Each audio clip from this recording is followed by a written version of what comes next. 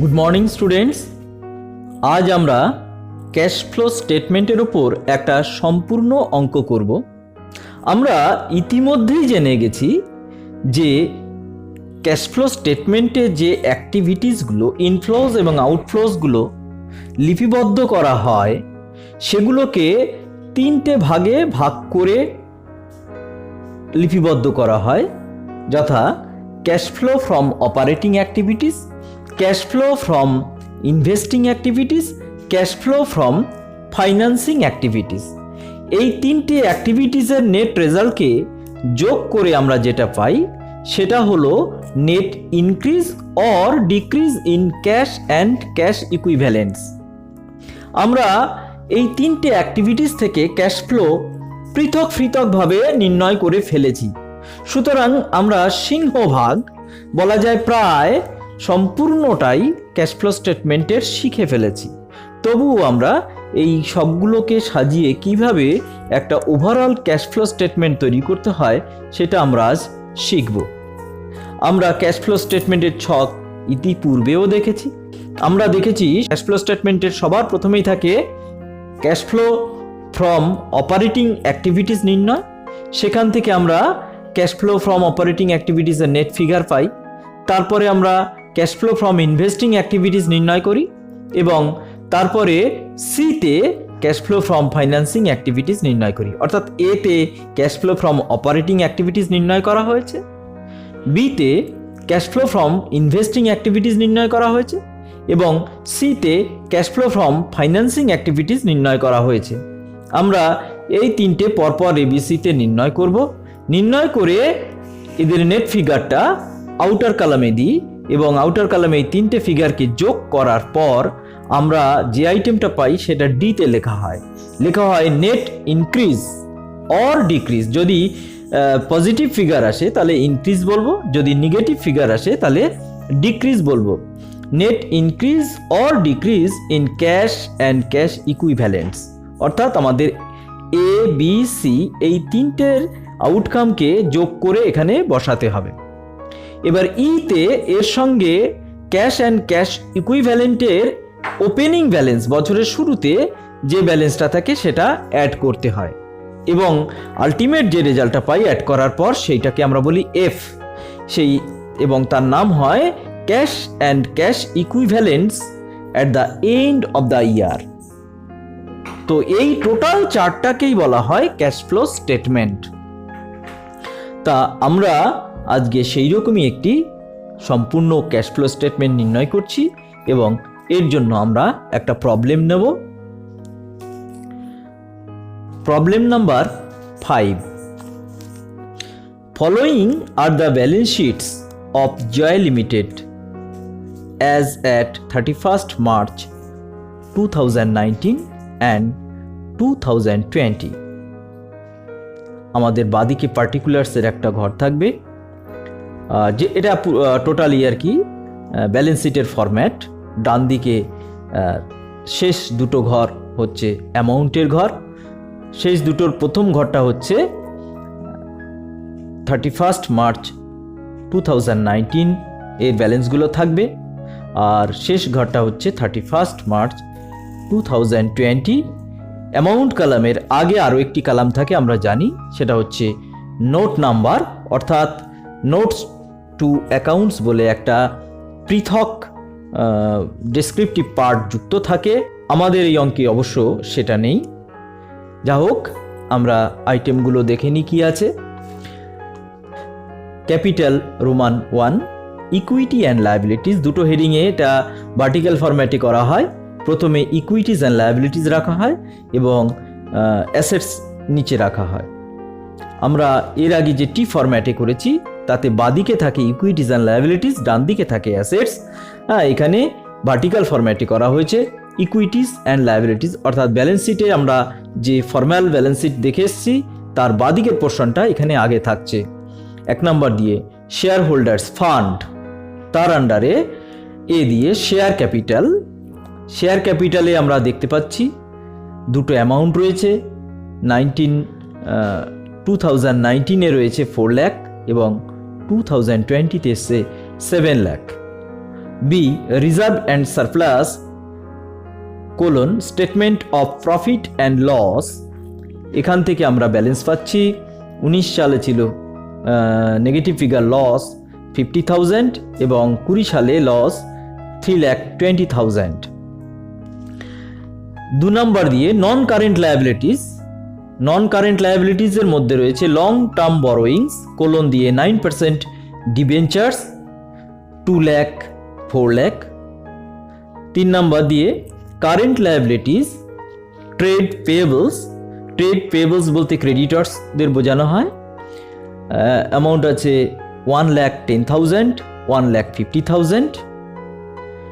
বিতে আদার current liabilities, তার মধ্যে রয়েছে আউটস্ট্যান্ডিং এক্সপেন্সেস 19 সালে 10,000 20 সালে 20,000।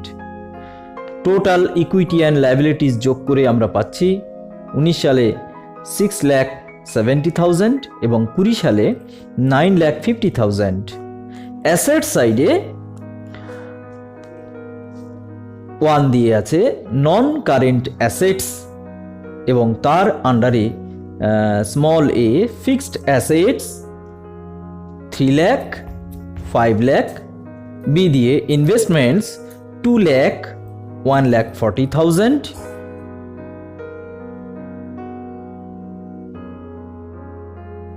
2 নম্বর দিয়ে current assets inventories 50,000 1 lakh, trade receivables 1 lakh 1,70,000।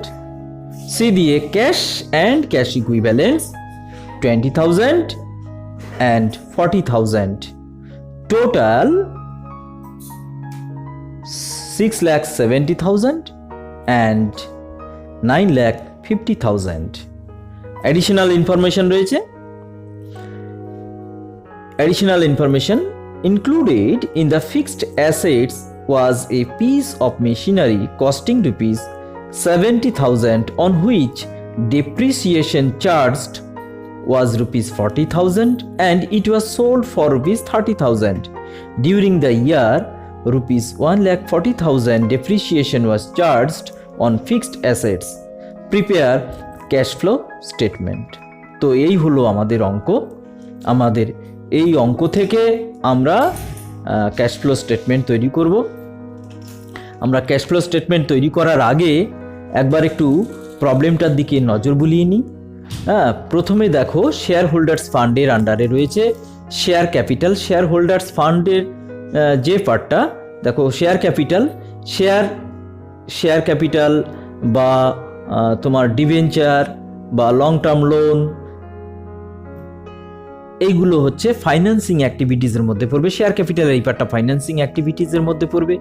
Reserve and surplus, এখানে statement of profit and loss, এখান থেকে আমরা net profit before tax and extraordinary items নির্ধারণ করার জন্য নেট প্রফিট পাবো। এখানে net profit or net loss. আমাদের এই অঙ্কে অবশ্য দেখতে পাচ্ছি যে 19 সালে নেট লস ছিল, লসে প্রফিট অ্যান্ড লস অ্যাকাউন্টের ব্যালেন্স ছিল লস 50,000 নেগেটিভ ফিগার, আর 20 সালে সেটা হয়েছে 3,20,000, এটাও নেগেটিভ ফিগার।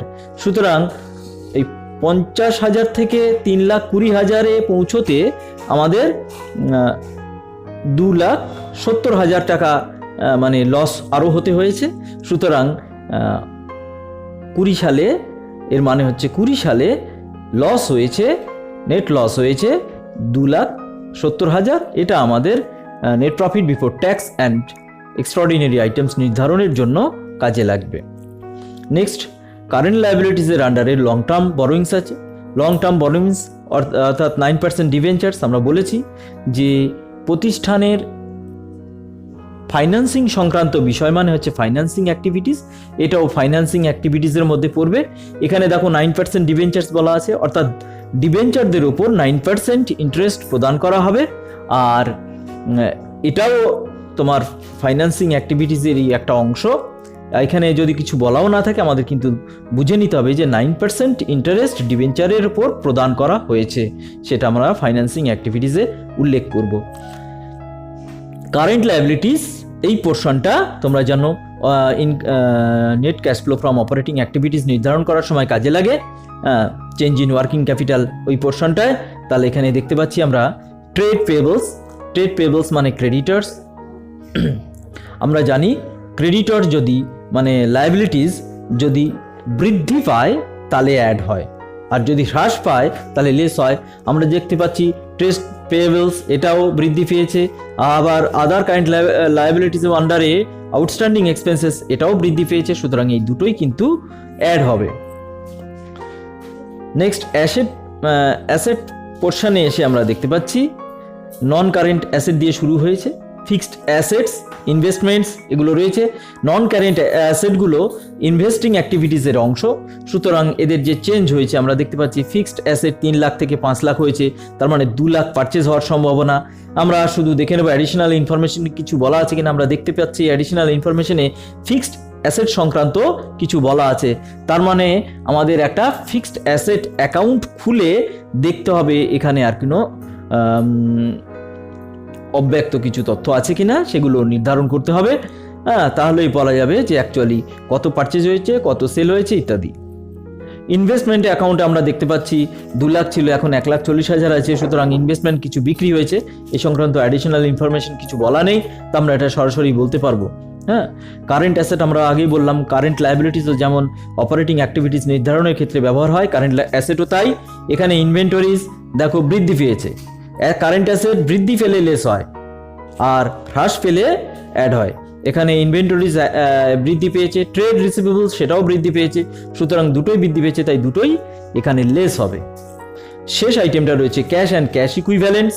এটা কারেন্ট লায়াবিলিটিসের কারেন্ট অ্যাসেট হলেও আমরা কিন্তু ওখানে আনি না, কারণ ক্যাশ অ্যান্ড ক্যাশ ইকুইভ্যালেন্ট এটাকে পৃথকভাবে ক্যাশ ফ্লো স্টেটমেন্টে আসে। আমরা খানিকক্ষণ আগেই বললাম যে 3টে অ্যাক্টিভিটিসের সঙ্গে opening cash and cash equivalent balance যোগ হবে, অর্থাৎ 20,000 যোগ হবে। যোগ হওয়ার পর আমরা আলটিমেট ব্যালেন্স পাবো 40,000, ওটা অটোমেটিক্যালি 40,000 রেজাল্ট দেখাবে, এবং এই 40,000 সঙ্গে ওটা আমরা যদি মিলে যায় তাহলে আমরা জানবো যে আমরা অঙ্ক ঠিকঠাক করেছি। ঠিক আছে, এইবার আমরা একটা সমাধান করব। এবার আমরা একটা ক্যাশ ফ্লো স্টেটমেন্টের ছক করছি। ক্যাশ ফ্লো স্টেটমেন্টের ছক আমরা জানি, সেভাবেই করব। প্রথম একটা ঘর সিরিয়াল নাম্বার হিসাবে থাকবে, তারপরে পার্টিকুলার্স, তারপরে ডিটেলস অ্যামাউন্ট, এবং শেষে অ্যামাউন্ট রুপিস। এটা নেট ফিগার আর কি আসবে। দুটো অ্যামাউন্টের ঘর, একটা ইনার কলাম একটা আউটার কলাম। আর হেডিং আমরা দেব in the books of Joy limited cash flow statement for the year ended 31st March 2020। ঠিক আছে, আমরা প্রথমেই ক্যাশ ফ্লো ফ্রম এ দিয়ে বের করব। Cash flow from operating activities আমরা জানি এটাই প্রথমে করতে হয়, আর সেটা করার জন্য আমাদের সবার প্রথম যেটা দরকার সেটা হচ্ছে profit before tax and extraordinary items নির্ধারণ করা দরকার। এবং আমরা জানি যে profit before tax and extraordinary items নির্ধারণ করার জন্য নেট প্রফিটের সঙ্গে কিছু আইটেম যোগ হয়, যেমন প্রপোজ ডিভিডেন্ড সংক্রান্ত, interim dividend, transfer to reserve, provision for tax, extraordinary items যদি কিছু থাকে সেগুলো যোগ হয়, এবং রিফান্ড অফ ট্যাক্স যদি কিছু থাকে সেগুলো লেস হয়। এক্সট্রাঅর্ডিনারি আইটেম কিছু credited to statement of profit and loss থাকলে সেটাও লেস হয়। আমাদের এইখানে কিন্তু এই অ্যাডজাস্টমেন্ট সংক্রান্ত কোনো তথ্য দেয়া নেই, সুতরাং আমাদের যে নেট লস হয়েছে আমরা খানিকক্ষণ আগে উল্লেখ করছিলাম যে 3,20,000 থেকে -50,000 লেস করলে আমরা পাবো নেগেটিভ ফিগার 2,70,000। এই অ্যামাউন্টটা হচ্ছে net loss of the year, এটাই কিন্তু হবে net profit before tax and extraordinary items. সুতরাং সেভাবেই আমরা লিখলাম net profit before tax and extraordinary items হিসাবে। আমরা ইনার কলামে লিখলাম নেগেটিভ ফিগার যেহেতু, তাই ব্র্যাকেটের মধ্যে আমরা রাখবো 2,70,000। এর সঙ্গে এবার আমরা জানি adjustment for non cash and non operating আইটেমকে অ্যাডজাস্ট করতে হয়। তো তার মধ্যে যে আইটেমগুলো অ্যাড হয় তার মধ্যে এখানে রয়েছে নন ক্যাশ। দেখো নন ক্যাশ, তার মধ্যে প্রথমেই আসে ডিপ্রিসিয়েশন। আমাদের এই অঙ্কে ডিপ্রিসিয়েশন আছে এবং সেটা আমরা দেখতে পাচ্ছি নিচে অ্যাডিশনাল ইনফরমেশনের মধ্যে দেওয়া রয়েছে 1,40,000। আমরা ইনার কলামে লিখবো 1,40,000। হ্যাঁ, আর রয়েছে আমরা বলছিলাম যে ইন্টারেস্ট অন ডিবেঞ্চার্স, এটা কিন্তু হওয়ার কথা। ইন্টারেস্ট অন ডিবেঞ্চার্স এটা হচ্ছে তোমার ফাইন্যান্সিং অ্যাক্টিভিটিস, সুতরাং এইটাকে আমরা অ্যাড ব্যাক করে নেব, অর্থাৎ add interest on debentures also 9% of 2 lakh, inner কলমে 18,000 টাকা। তো এই দুটোই হচ্ছে আমাদের অ্যাড হচ্ছে, এখানে লেস হওয়ার মতো কোনো আইটেম এখানে নেই, সুতরাং অ্যাড হয়ে পেলাম আমরা -1,12,000 ব্র্যাকেটে রাখছি। এটাকে বলা হয় operating profit before working capital changes. এর সঙ্গে আমরা অ্যাডজাস্ট করি কারেন্ট অ্যাসেট এবং কারেন্ট লায়াবিলিটিস দিয়ে, অর্থাৎ ওয়ার্কিং ক্যাপিটাল চেঞ্জ হলে যা হয় সেটা অ্যাডজাস্ট করি। Adjustment for change in current asset and current liabilities. প্রথমে আমরা অ্যাড করব। অ্যাড হয় কোনগুলো আগেই বলেছি, decrease in current assets and increase in current liabilities. সেই অংশে আমরা খানিক আগেই করে রেখেছি যে দেখলাম দুটো আইটেম এখানে যোগ হচ্ছে, দুটোই হচ্ছে তোমার কারেন্ট লায়াবিলিটিস, যেহেতু দুটোই বৃদ্ধি পেয়েছে তাই এখানে অ্যাড হবে দুটোই। ট্রেড পেয়েবলস 40,000 অ্যাড হবে, আউটস্ট্যান্ডিং এক্সপেন্সেস 10,000 অ্যাড হবে। আর লেস হচ্ছে less increase in current assets and decrease in current liabilities. এই পোর্শনে আমরা দেখেছি যে দুটো আমাদের যে কারেন্ট অ্যাসেট ছিল দুটোই ইনক্রিজ করেছে। কারেন্ট অ্যাসেট ইনক্রিজ করলে আমরা লেস করি, তাই এখানে দুটো আইটেমই লেস হবে, অর্থাৎ দুটোকেই ব্র্যাকেটের মধ্যে রাখবো। 50,000 ব্র্যাকেটের মধ্যে, 70,000 ব্র্যাকেটের মধ্যে। তো এদের যে নেট ফিগার, এরপরেই যে ফিগারটা আমরা পাবো সেই ফিগারটাই হবে cash used in operating activities. কেননা এখানে ইনকাম ট্যাক্স পেইড সংক্রান্ত কোনো আইটেম নেই বা এক্সট্রাঅর্ডিনারি আইটেমস নেই, তাই এটাই হবে আমাদের cash flow from operating activities কিংবা cash used in operating activities. আমরা ওই -1,12,000 সঙ্গে 40,000 অ্যাড করব, 10,000 অ্যাড করব, লেস করব 50,000, লেস করব 70,000। করার পর আমরা এখনো নেগেটিভ ফিগার পাচ্ছি, তাই আমরা বলবো cash used in operating activities, outer কালামে অ্যামাউন্টটা বসিয়ে দেবো 1,82,000, অবশ্যই ব্র্যাকেটে যেহেতু নেগেটিভ ফিগার।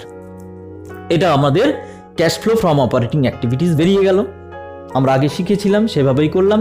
এবার বি দিয়ে আমরা cash flow from investing activities বের করব। Cash flow from investing activities খানিক আগেই বলছিলাম যে ফিক্সড অ্যাসেটস ইনভেস্টমেন্ট, যেগুলো নন কারেন্ট অ্যাসেটস, সেইগুলো হচ্ছে ইনভেস্টিং অ্যাক্টিভিটিসের ক্ষেত্রে নির্ধারক হয়। সুতরাং সেই অংশে আমরা দেখেছি যে ফিক্সড অ্যাসেট কিছু চেঞ্জ হয়েছে, ইনভেস্টমেন্টে কিছু চেঞ্জ হয়েছে, সেগুলো এখানে আসবে। তাহলে প্রথমে আমরা দেখছি ফিক্সড অ্যাসেট সংক্রান্ত একটা ওয়ার্কিং নোট আছে, আমরা ওয়ার্কিং নোটটা আগে করে নেব। কেননা যেহেতু অ্যাডিশনাল ইনফরমেশন দেওয়া আছে, আরও কিছু আইটেম যদি থাকে লুকোনো আইটেম, সেটা বের করার জন্য আমরা ফিক্সড অ্যাসেটস অ্যাকাউন্ট খুলছি।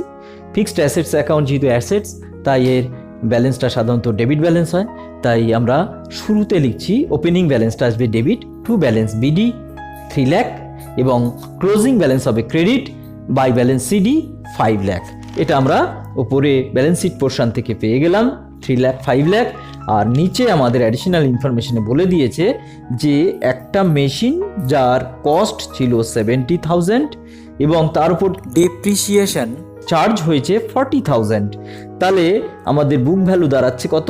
30,000, এবং সেটা বিক্রি হয়েছে 30,000, অর্থাৎ বুক ভ্যালু 30,000, বিক্রি হয়েছে 30,000। তার মানে প্রফিট বা loss on sale of fixed asset কিছু নেই।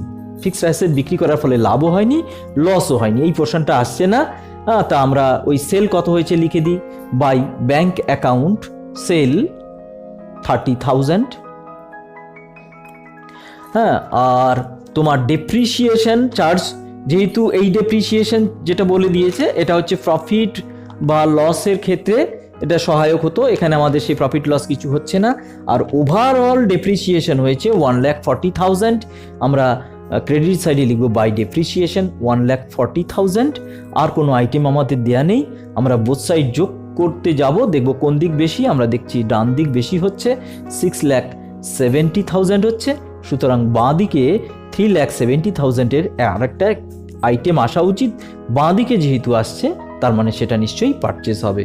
তাই আমরা লিখবো বাদিকে টু ব্যাংক অ্যাকাউন্ট, অ্যামাউন্টের ঘরে 3,70,000, ব্র্যাকেটে লিখবো পারচেস ড্যাশ ব্যালেন্সিং ফিগার। তাহলে এই একটা হিডেন আইটেম ছিল, সেটা আমরা পেয়ে গেলাম যে অ্যাসেট পারচেজ হয়েছে 3,70,000, সেল হয়েছে 30,000। হ্যাঁ, দুটো আইটেম কিন্তু আমরা নেব। দেখো আমরা এখানে লিখছি sale of fixed asset, sale of fixed assets 30,000, purchase of fixed assets. এটা যেহেতু আউটফ্লো সুতরাং এটাকে ব্র্যাকেটের মধ্যে রাখতে হবে নেগেটিভ ফিগার। এটা ব্র্যাকেটে আমরা লিখে দেবো ওয়ার্কিং নোট। হ্যাঁ, ওয়ার্কিং নোট থেকে এটা পেয়েছি। হ্যাঁ, আর ইনভেস্টমেন্টেও আমরা দেখছি কিছু বিক্রি হয়েছে, সেল অফ ইনভেস্টমেন্ট। হ্যাঁ, বিয়োগ করে দুটো ব্যালেন্সের বিয়োগ করলেই আমরা পেয়ে যাচ্ছি 60,000।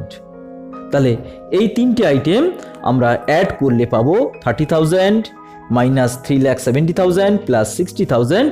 তো নেট দাঁড়াচ্ছে মাইনাস 2,80,000। আউটার কলামে দেবো, ব্র্যাকেটের মধ্যে রাখবো, এবং এটাই হলো আমাদের cash used in investing activities. তাহলে cash flow from investing activities বেরিয়ে গেল। এইবার আমরা সিতে cash flow from financing activities বের করব। Cash flow from financing activities আমরা বলেছি, আগেই বলছিলাম যে শেয়ার সংক্রান্ত, ডিভেঞ্চার সংক্রান্ত যে পোর্শনটা সেটা হচ্ছে ফাইন্যান্সিং অ্যাক্টিভিটিস রিলেটেড। তা আমরা প্রথমেই দেখতে পাচ্ছি issue of share capital 3 lakh inner কলামে। আর শেয়ার সংক্রান্ত আরেকটা বিষয় সাধারণত থাকে, সেটা হচ্ছে ডিভিডেন্ড পেমেন্ট। আমাদের এই অঙ্কে কোথাও কিছু বলা নেই, হিন্টসও দেয়া নেই, সুতরাং আসবে না। এরপর আমরা চলে যাই ইস্যু অফ 9% ডিভেঞ্চার্স। আমরা দেখতে পাচ্ছি ডিভেঞ্চার তার ওপেনিং ব্যালেন্স ছিল 2 লাখ, ক্লোজিং ব্যালেন্স হয়েছে 4 লাখ, সুতরাং 2 লাখ ইস্যু হয়েছে নতুন। হ্যাঁ, তাই ইস্যু অফ 9% ডিভেঞ্চার্স ইনার কলামে 2 লাখ লিখবো। হ্যাঁ, আর এর উপর ইন্টারেস্ট পেমেন্ট হয়েছে, আমরা আগেই ক্যালকুলেশন করেছিলাম যে 9% অন 2 লাখ সেটা হচ্ছে 18,000। ইন্টারেস্ট পেমেন্ট মানে ক্যাশের আউটফ্লো, তাই এটা নেগেটিভ ফিগার ব্র্যাকেটের মধ্যে রাখবো। হ্যাঁ, তাহলে এই তিনটে আইটেমের সমষ্টি এটাই হবে ক্যাশ ফ্লো বা cash used in financing activities. আমরা দেখে নিই সমষ্টিটা যদি পজিটিভ হয় তাহলে ক্যাশ ফ্লো বলবো। 3 লাখ প্লাস 2 লাখ হচ্ছে 5 লাখ, তার থেকে 18,000 লেস হচ্ছে, অর্থাৎ 4,82,000 পজিটিভ ফিগার পাচ্ছি। তাই এটা হচ্ছে cash flow from financing activities. যদি নেগেটিভ হতো তাহলে আমরা লিখতাম cash used in financing activities. যেহেতু পজিটিভ ফিগার তাই আমরা লিখছি cash flow from financing activities 4,82,000। তাহলে আমরা তিনটে অ্যাক্টিভিটিসের নেট রেজাল্ট আউটার কলামে পেয়েছি। Cash flow from operating activities 1,82,000, cash flow from investing activities negative figure 2,80,000 এবং cash flow from financing activities positive figure 4,82,000। ABC হয়ে গেছে। এইবার ডিতে আমরা এই তিনটের যোগ করব। এটাকে আমরা বলবো, এটা আমরা দেখব যোগ করে কত হচ্ছে। আমরা দেখতে পাচ্ছি যে মাইনাস 1,82,000 মাইনাস 2,80,000 প্লাস 4,82,000 যোগ করে আমরা পাচ্ছি 20,000 অনলি। যেহেতু এটা পজিটিভ ফিগার তাই আমরা বলবো net increase in cash and cash equivalence ব্র্যাকেটে A plus B plus C। তাহলে ডি মানে হচ্ছে A plus B plus C। এর সঙ্গে ই দিয়ে আমরা add cash and cash equivalents at the beginning of the year এটা নেব। আমরা দেখো ইয়েতে ব্যালেন্স শিটে আমরা সেই বলেছিলাম ক্যাশ ইকুইভ্যালেন্টসের দুটো পার্ট রয়েছে কারেন্ট অ্যাসেটের আন্ডারে। হ্যাঁ, তার ওপেনিং ফিগারটা এখানে নিতে হবে, অর্থাৎ এই যে 20,000 ওপেনিং ফিগার, এই অ্যামাউন্টটা আমরা এখানে দেখাবো। এবার যোগ করলাম 20,000 সঙ্গে 20,000 যোগ করলে হলো 40,000 এবং আলটিমেট যে ফিগারটা হবে সেটাকে এফ দিয়ে বলবো cash and cash equivalents at the end of the year. দেখো 40,000 বেরিয়েছে আর আমাদের ব্যালেন্স শিটে যেটা দেওয়া ছিল সেখানেও 40,000 আছে, সুতরাং আমরা অঙ্কটা ঠিকঠাক করেছি। তাই এই হলো ক্যাশ ফ্লো স্টেটমেন্টের একটা সম্পূর্ণ অঙ্ক। তোমাদের পরীক্ষায় যদি আসে, এর থেকে বড় থাকবে না, এর থেকে ছোট থাকতে পারে, এটা একটা স্ট্যান্ডার্ড অঙ্ক। তাহলে আজকে আমরা এই চ্যাপ্টারের মাধ্যমে ক্যাশ ফ্লো স্টেটমেন্টের ওপর ক্লাস শেষ করলাম। আমাদের ক্যাশ ফ্লো স্টেটমেন্ট চ্যাপ্টারটি ক্লোজ হয়ে গেল, শেষ হয়ে গেল। তোমরা ক্লাস 12-এর সমস্ত ক্লাসগুলোকে একসঙ্গে দেখার জন্য বাঁদিকের ছবিতে ক্লিক করো এবং চ্যানেলকে সাবস্ক্রাইব করার জন্য ডান দিকের ছবিতে ক্লিক করো। আর যদি ক্লাসগুলো ভালো লেগে থাকে তাহলে অবশ্যই কমেন্ট করো, শেয়ার করো এবং লাইক করো। Thank you.